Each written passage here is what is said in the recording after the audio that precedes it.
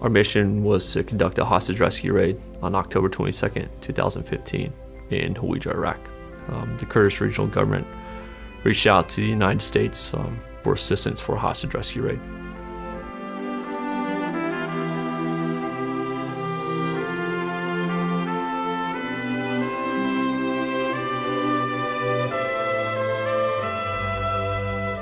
For this mission, I was the assistant team leader. My team was responsible for one of the buildings that the hostages were being held in. What was significant is that there were freshly dug graves, and if we didn't action this target, then the hostages will probably be executed. At that point, it was our duty to bring those men home.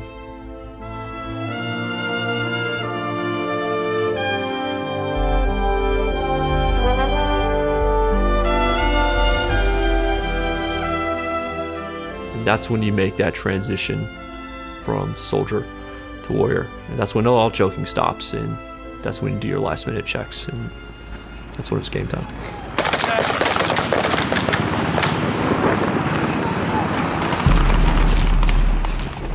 Ramp drops, it's a complete brownout. Part of the compound was already in a pretty intense firefight.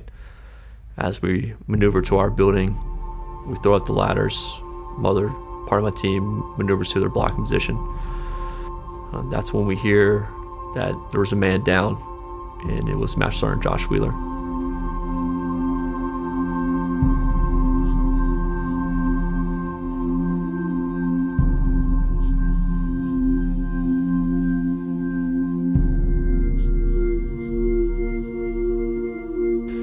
That's when one of my teammates looked him right in the eye and said, "Follow me."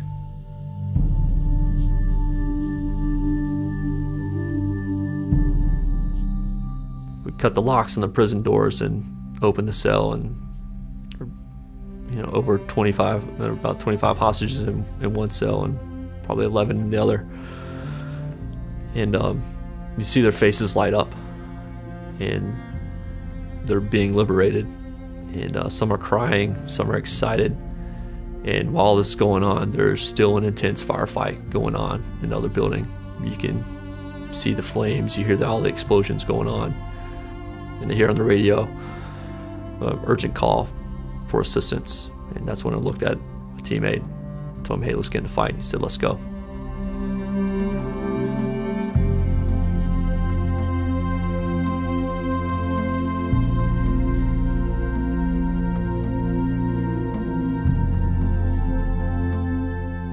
And when we're on the roof, the enemy's right below us. The smoke and the kind of repelled us from maneuvering down. And that's when they're yelling at us, and we're yelling at them, and we're employing small arms and hand grenades on the enemy combatants below. And that's when you hear suicide bombers initiating their suicide vests right below us and shaking the rooftop.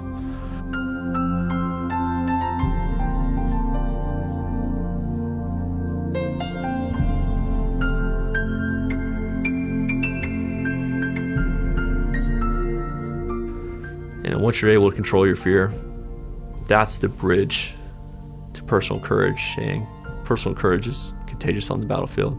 One of the teams was holding down the breach point all the way down to their last magazine.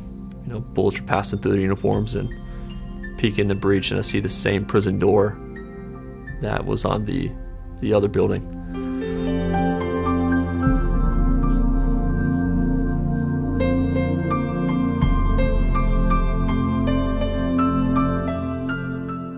Call for a set of bolt cutters, and Sergeant Major's like, "Hey, I got you."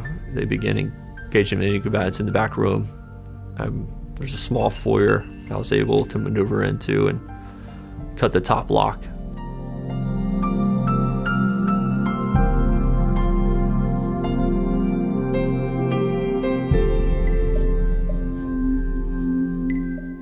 Took the bolt cutters back from him. It's difficult to breathe. Smoke pouring out, it's hot. I was able to cut that bottom lock, and it bumped out and tell him, "Hey, CQB, CQB." Close quarters battle.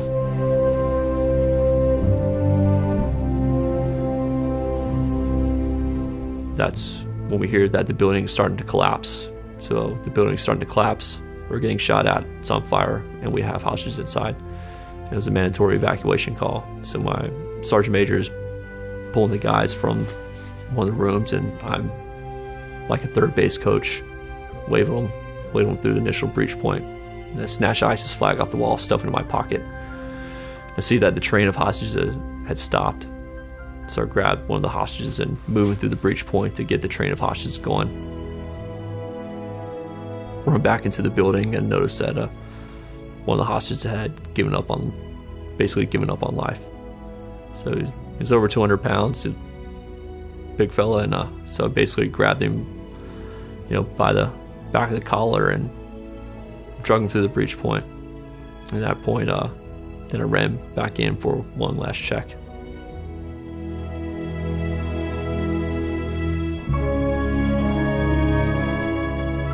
Then my sergeant major told me that, hey, you need to get him out of the other building. So basically made a human wall, and to allow the hostages to pass behind us. And as we engaged the other building, we had to cease fire so the hostages could run behind us because they would stop.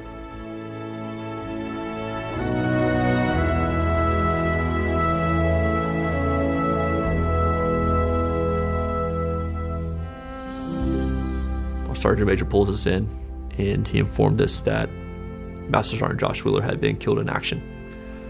And that's when our teammates tell us what Josh Wheeler did that day.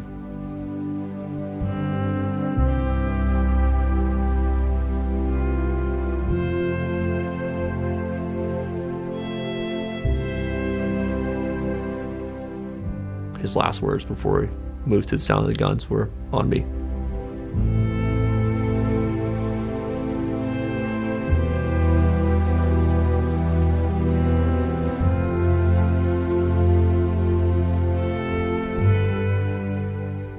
The Medal of Honor represents everything great about our country. And for me, I don't consider myself a recipient of this medal. I consider myself a guardian of this medal. And what's important for me is that my teammates' legacies will live on with this Medal of Honor.